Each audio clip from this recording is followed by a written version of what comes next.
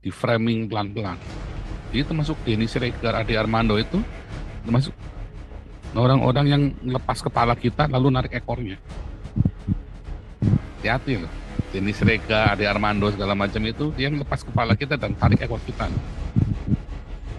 Makanya ada beberapa orang bilang, oh biar aja, biar itu. Kalau kita bilang biar Juana sama Juana, kalau orang Tangerang bilang begitu kan, itu biar Juana sama Juana biar berantem dulu. Nanti kita ini, oh enggak. Yang ada adalah Anda dilepas kepalanya, tarik ekornya. Makanya Ade Armando sama Denny Siregar kan nggak suka dengan saya.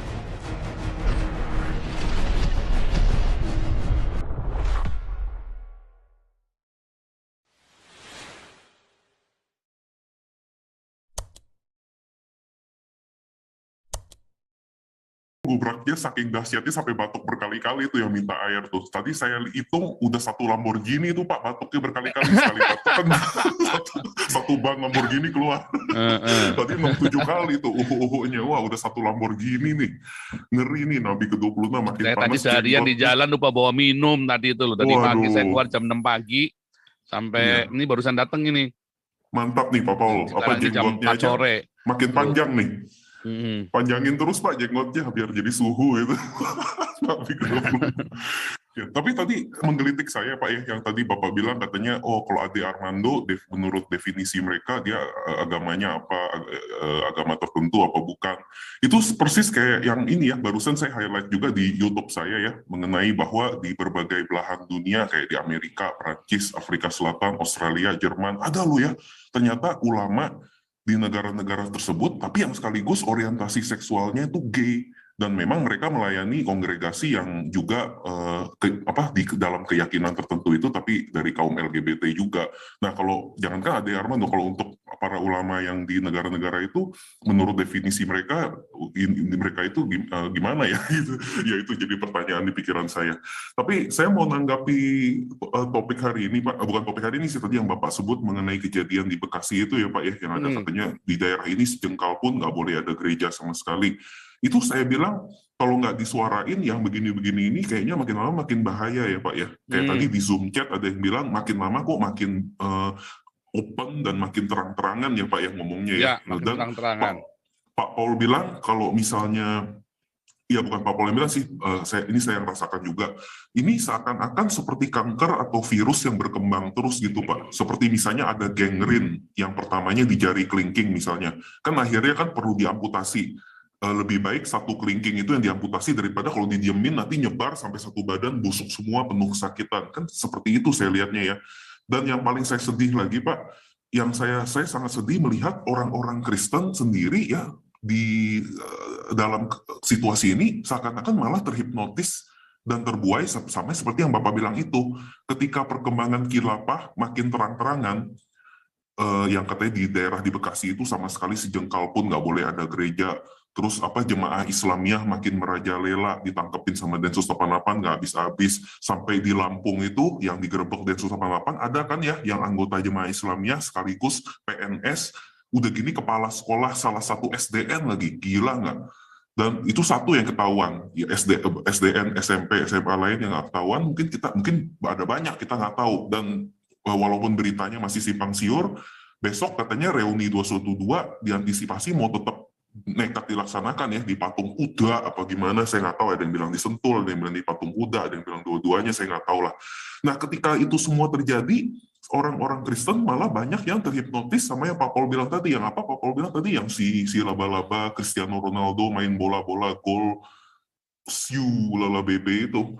Apalagi kalau pemimpinnya naik private jet, jam tangan 15 miliar, duduk di kursi empuk Rolls Royce, sedangkan udah lagi terbuai begitu, anak mau makan atau bayar sekolah aja nggak bisa, udah jatuh ketimpa tangga. Apalagi kalau khilafah udah berdiri secara total ya Pak ya, nggak ngerti itu Pak. Soalnya kan ideologi khilafah yang digadang-gadangkan antek-anteknya sebagai solusi untuk umat manusia aja. Misalnya di Aceh kan diterapkan malah jadi provinsi termiskin.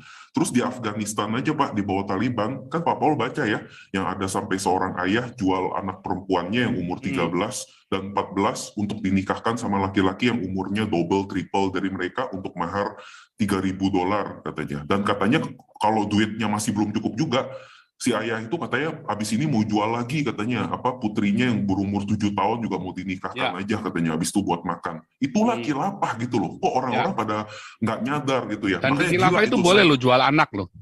Waduh, itu sadis banget Pak ya. Kita udah lihat apa, saya baca artikel itu yang tadi di Afghanistan itu, plus dengar perkembangan di Bekasi ini dan yang jemaah Islamiyah dan sebagainya dan yang makin terang-terangan, saya benar-benar miris Pak. Apakah itu yang kita mau, yang terjadi di Afghanistan jadi terjadi sama apa di tanah air gitu loh. Jadi ini sih saya rasa perkembangan yang harus di highlight dan digubrak terus Pak Paul ya. Soalnya itu menurut saya kalau dibiarinin seperti yang saya bilang tadi, seperti infeksi yang akan menyebar dan kalau udah terjadi ya udah terlambat.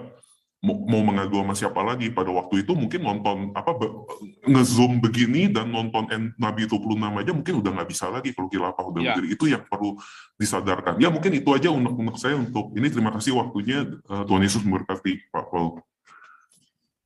Luar biasa. Bentar. Ini sebelum masuk ke Jose ya, saya mau komentari dulu penting tadi ya.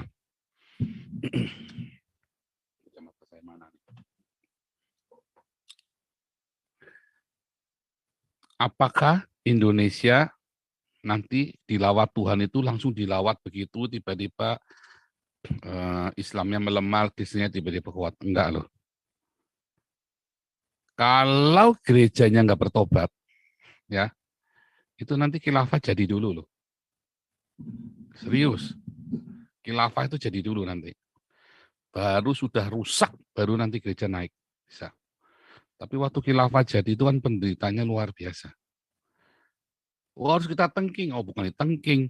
Yang benar adalah gerejanya kudu buka tuh lumbung-lumbungnya. Bukan takut-takutin. Itu adalah pola. Lihat di seluruh dunia. Ya. Lihat seluruh dunia. Kristen bisa berkembang harus dianiaya yang keras dulu, benar-benar keras. Sekarang ini aniayanya itu kayak belum apa-apa di Indonesia. Aniaya di Indonesia itu belum apa-apa. Makanya nggak berkembang. Pelan-pelan. Aniayanya belum seberapa. Di framing pelan-pelan. Jadi termasuk Denny Siregar, Ade Armando itu termasuk orang-orang yang lepas kepala kita lalu narik ekornya. Hati-hati loh. Denny Siregar, Ade Armando segala macam itu dia yang lepas kepala kita dan tarik ekor kita. Makanya ada beberapa orang bilang, oh biar saja, biar itu. Kalau kita bilang biar Juana sama Juana, kalau orang Tangerang bilang begitu kan, itu biar Juana sama Juana biar berantem dulu. Nanti kita ini, oh enggak. Yang ada adalah Anda dilepas kepalanya, tarik ekornya. Makanya Ade Armando sama Denny Siregar kan nggak suka dengan, ya kan? Karena saya nggak bisa didikte sama mereka tuh mau dikte kita loh. Nah, yang akan terjadi adalah dihabisin dulu. Atau Indonesia bubar dulu. Nanti kekristenan berkuat ini ya. Nanti tinggal yang bukan Kristen siapa? Aceh, Padang, bukan Kristen, yang kere sak kere-kerenya. Ya kan? Jawa Barat lepas, yang kere. Nanti yang Kristen mereka mendekat ke Amerika, ke Australia, mereka makmur. Nah, Timor Leste sekarang maju. Siapa bilang Timor Leste miskin? Nggak ada ya. Itu cuma hoax doang. Saya kan banyak teman-teman saya orang Timor Leste. Teman saya itu, teman kuliah saya dulu dari Timor Leste, mobilnya itu pakai Pajero, orang Timor Leste sampai bikin minder ya kan. Itu Timor Leste yang kita anggap terbelakang, orang-orang dari daerah, mobilnya Pajero. Orang Timor Leste kaya-kaya loh. Ya, kaya-kaya. Ada beberapa yang miskin dalam garis kemiskinan, ya kan, karena memang ada beberapa intrik politik di sana kan, yang dari apa golongan apa tertentu ditekan, tetapi mereka sendiri sedang berjuang untuk lepas dari itu framing, karena kan sisa-sisa dalam tanda kutip penjajahan Indonesia di sana kan, diadu domba mereka kan, makanya mereka sekarang sedang membereskan itu dan nggak mudah membereskan itu. Nah itu nanti yang jadi pertama nanti Indonesia bubar dulu, baru nanti dibangun ya. Kemudian orang-orang yang Pancasila yang punya semangat Pancasila itu mulai membangun Yang punya semangat Pancasila ya kebanyakan orang Kristen. Masalahnya gitu. Masalahnya orang Kristen yang mana? Kalau tanya pendeta 15 miliar, apakah dia punya semangat Pancasila? Saya jamin nggak ada. Dalam semangat Pancasila itu, ya ditulis ya, mawas diri, toleransi, tidak bergaya hidup mewah. Itu semangat Pancasila. Jadi apakah Nico, Gilbert, Philip Mantova itu Pancasilais? Tidak. Tidak. Di dalam semangat Pancasila itu ada tulisan, ya, toleransi, mawas diri, tidak bergaya hidup mewah. Jadi orang-orang yang bergaya hidup mewah itu tidak Pancasilais. Wah, serem ya. Wah, radikal. Dan itu juga ajaran Tuhan Yesus loh. Yang berfoya-foya di siang hari, itu true, artinya apa? Bermewah-mewah. Itu juga bukan orang Kristen.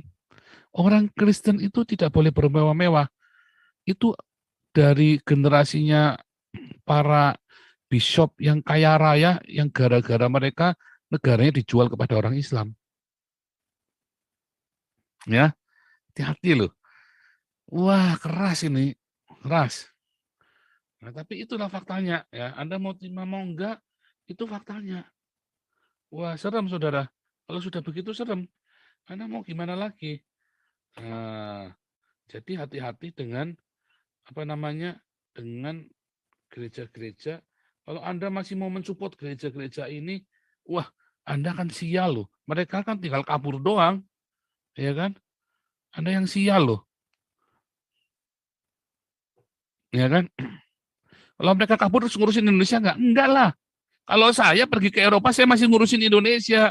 Kita kumpulin duit yuk, kasih makan. Yuk kita kumpulin duit, beli kapal buat Indonesia, buat bikin rumah sakit. Bukan buat saya loh. Ya, lihat nanti kalau beli kapal pun lihat barangnya juga belum tentu saya. Ya kan? Belum tentu saya lihat barangnya.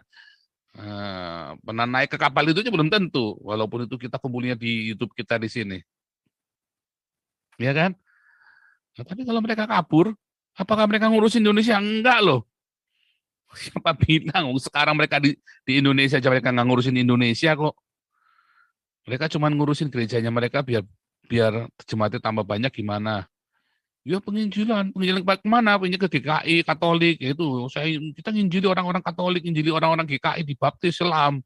Kalau nggak di Islam nggak masuk surga, gundul peang. Ya kan? Nah, itu yang terjadi. Nah, tetapi justru lihat ya, banyak orang-orang yang sudah jadi pengikut Yesus walaupun KTP-nya Islam dan walaupun mereka tidak pergi ke gedung gereja. Banyak loh. Nah, jadi nanti bagaimana dengan Indonesia? Ya itu, siap-siap saja. Siap-siap. Wah, kalau udah saya bilang siap-siap ini ya, ini suara kenabian ini, hati-hati. Kalau gereja tidak bertobat, ya, tetap Indonesia itu bisa bubar loh. Seberapa kuat sih para penjaga Pancasila ini? Nggak bisa lah. Orang gerejanya saja, orang-orang nasionalisnya saja jual diri. Jadi pelacur politik, jadi pelacur ya apa namanya, pelacur agama itu tadi. Ya kan? Babel kota besar Wahyu 18 itu siapa sih? Itu gereja loh. Babel kota besar, pelacur itu, pelacur Babel kota besar di Wahyu 18 itu adalah gereja. Kenapa gereja? Karena pemerintah-pemerintah dunia itu takut sama gereja. Ya kan masuk politik. Kemudian mereka jualan agama. Nah, disitulah ngeri loh. Ya, dihancurkan sama Tuhan. Makanya hati-hati. Oke, sebelum kita lanjut, silakan. Jose